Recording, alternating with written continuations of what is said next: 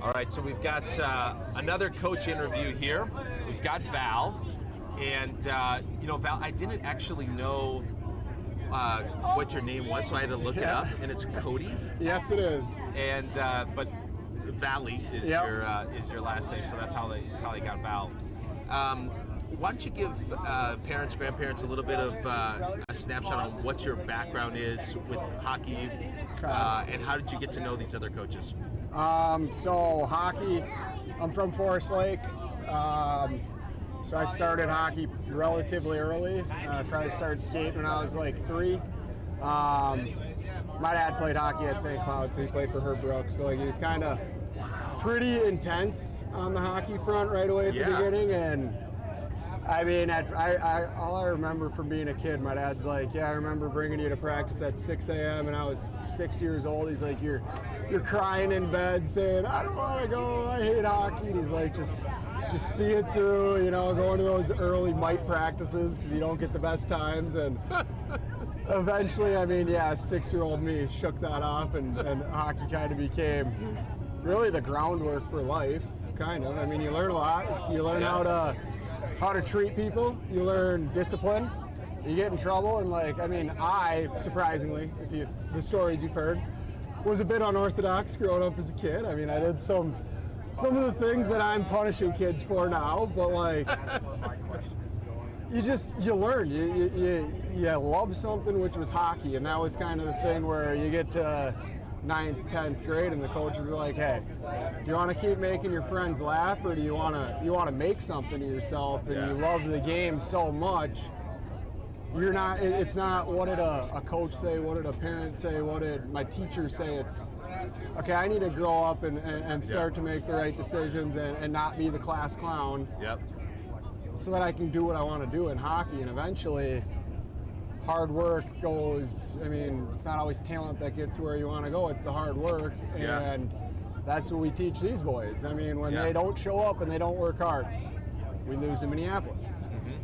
And that's the message Hunter said to him when we left, was that, hey guys, if you have all the talent in the world, you're more skilled than every player on Minneapolis, but you lost. And that just goes to show that if you have all the talent in the world, but you don't work your bag off every day, you're not going to go anywhere. You're not going to go where you should in life or be as successful as you should be. So hockey's just kind of always been in my blood. My sister won Woman of the Year of all college hockey last year. She coaches Hamlin now, so hockey's kind of always been in the blood. That's great. Yeah, it's really, I don't know, it's always just kind of been a part of it. Yeah. Now you went to UND. Went to UND, yep. Yeah. And I guess that's where I met Hunter. That's where you met him? Yeah. Okay. Yep. And you've coached with him for a couple years? Yeah, so I coached Wayzata A-Bantams before coming over here. Okay. And then my coaching staff kind of folded. A couple guys went and coached high school. So I just kind of took a back seat for a couple years, and then he called me and was like, hey, I've got a spot for a coach. I think you'd be really good to come here. And I'm like, Pee-wees, I don't know, maybe a little too young for my coaching style. Yeah.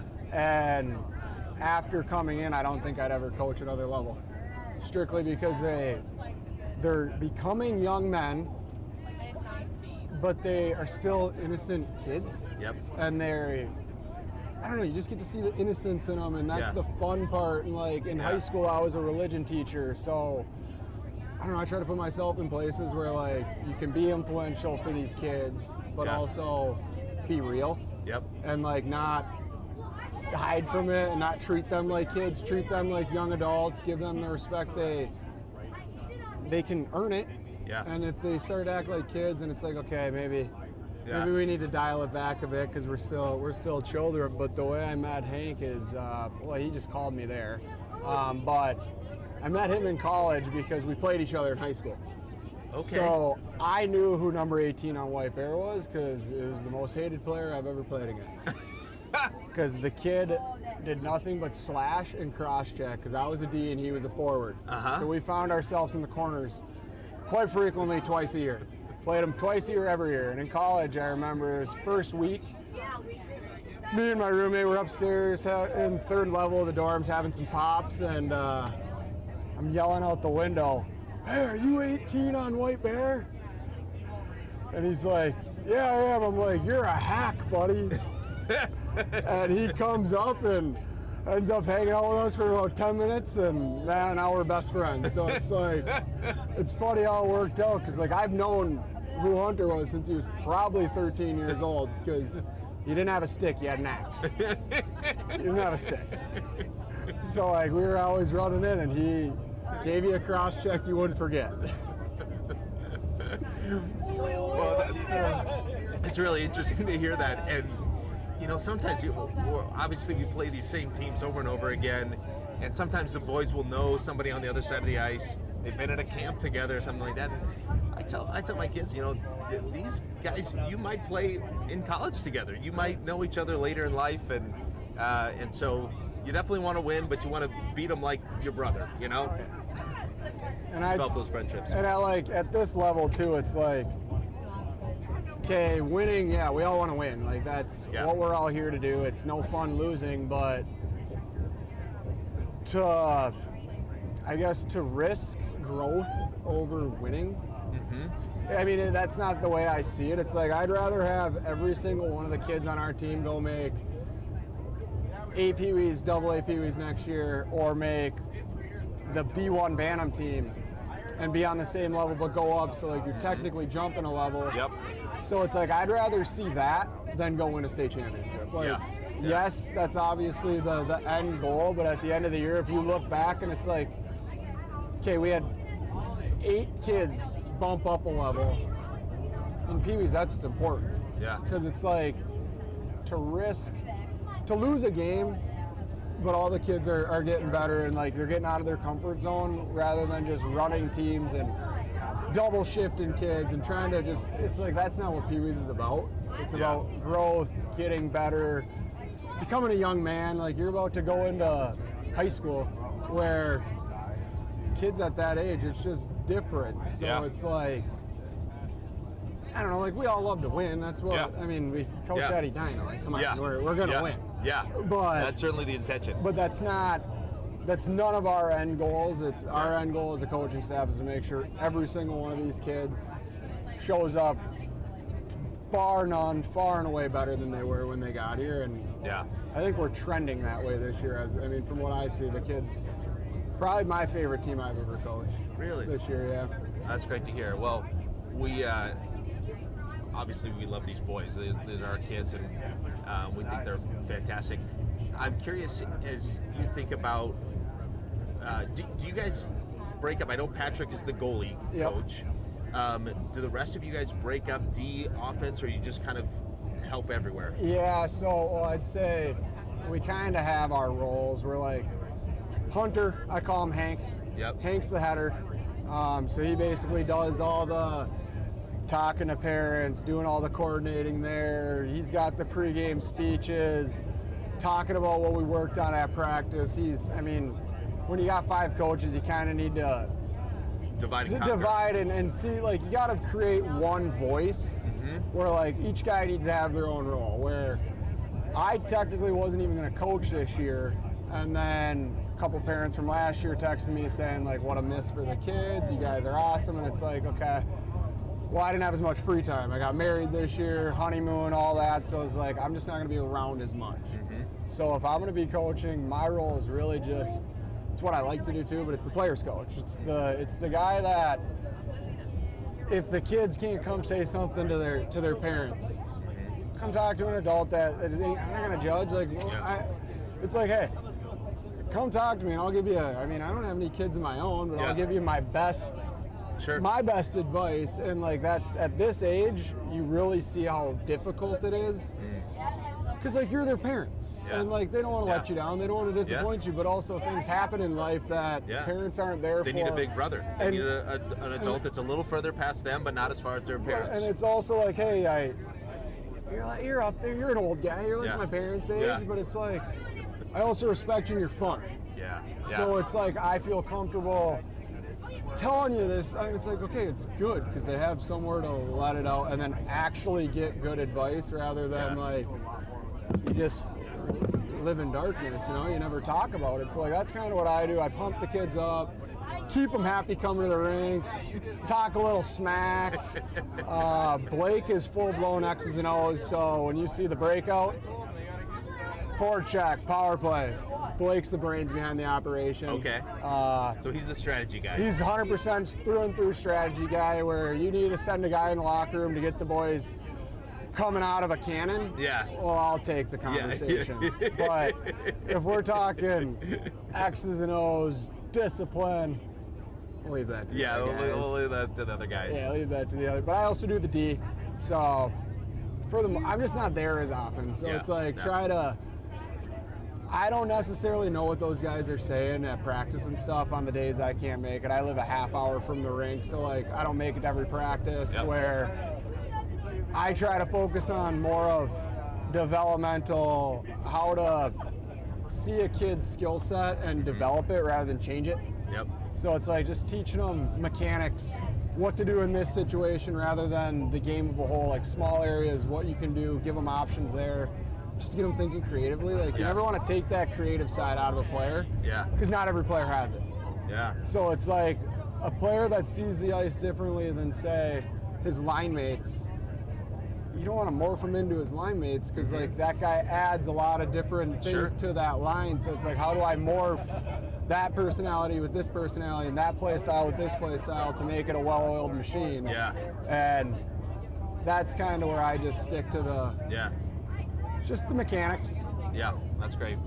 Outside of coaching hockey, what else do you do? How do you pay the bills? I do roofs, so I do roof siding and windows. I do a lot of insurance work, so a lot of hail. I'd say that's the easiest, just because I mean, if insurance is paying for your roof, people, it's not so much bargain for the price. It's like, okay, either insurance is buying it or not, and then. Really anything under the sun when it comes window siding, commercial, retail. So I don't work in the winters, so I kind of just go to the gym, do open skates, come practice. It's a good reset, but I mean it's definitely boring. So, but I also work every single day in the summer, so it's kind of the off season. I love to golf. I love to beat Hank at golf. Pat is probably the best golfer out of the coaches, so I'll give him that. That's good to know. He's a big boy. He hits the ball a long way. Well, now you recently got married. Just got married, yep. Tell me, do you like being married? I love it. Yeah. Yeah, her name's Stacy. Okay. She is my everything. I'm the luckiest man in the world.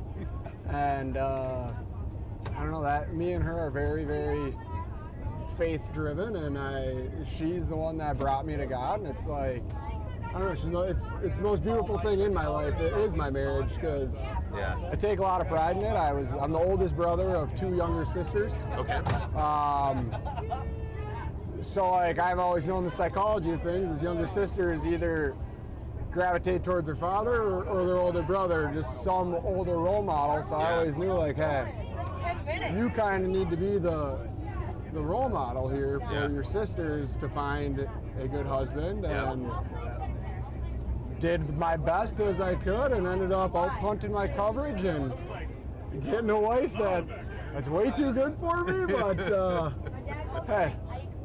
Well, I've been married now for 15 years, and I can tell you that I did not like being single and love being married. And it takes a lot of work. There's times where we disagree occasionally, at least once a year.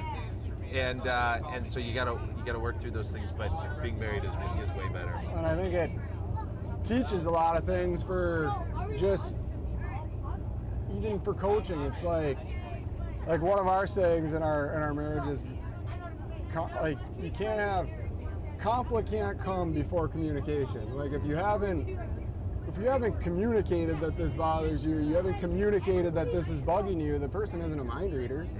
So how do you know that this is going on? But then you have the discussion, and now you know that it's a conflict. Well, now there's some weight here if you're upset, because it's like I knew, you knew, we were both on the same page, and okay, now there is conflict. But if you never have the communication, how do you know? And like that's kind of where you bring it to coaching. Like you Yeah, can yeah. get on a guy all you want, but it's like if you never taught him anything, Yeah. you never told him Yeah. what to do different, how can you get on him? Yeah, absolutely. I can hear Coach Hank back there saying Val's giving marriage advice and he's been married for a month. Hey, it's the best time to give it. Well, once you get more experience and you're like, I don't really know what I'm doing here. You should also get all your parenting advice out right now, because as soon as you have kids and Then you get lost. you're like, man, I was never going to let a kid on an iPad, and now it's just Outside looking in, it's easy. Yeah. Well, what's your marriage advice for Hunter, for Hank?